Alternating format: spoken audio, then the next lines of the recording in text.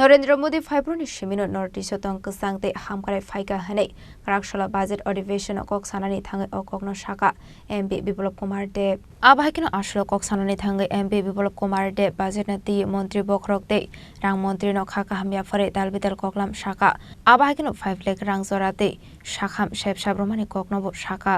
आज मोदी जी ने जो एमबीबीएस के पढ़ाई के लिए जो क्षेत्रीय भाषा में पढ़ाई कर सकता है। अरे यहाँ कोई हायर एजुकेशन लेना हो तो इंग्लिश में पढ़ाई करना पड़ेगा। अरे कितने भारत में कितने गांव में इंग्लिश मीडियम स्कूल है? कैसे जाएंगे, कैसे पढ़ेंगे, हायर एजुकेशन कैसे लेंगे? गरीब अंत्योदय परिवार के बच्चे कैसे एमबीबीएस एमडी करेगा, कैसे इंजीनियरिंग करेगा, कैसे आईटी में पढ़ेगा? कौन पढ़ाएगा इंग्लिश में?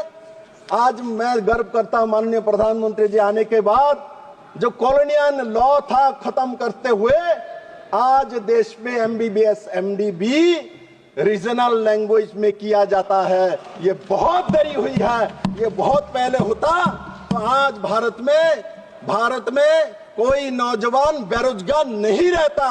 और साथ ही इस बजट में यह भी दिखाया गया है अगले वर्ष 10,000 एमबीबीएस के सीट बढ़ाया जाएगा और 75,000 सीट अगले 5 साल तक बढ़ाया जाएगा।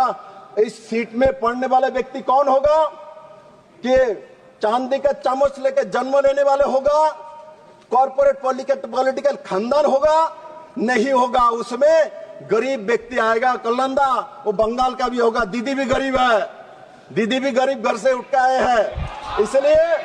इसलिए मैंने देखा तो इस तरीके से किया जाए है। Bureau report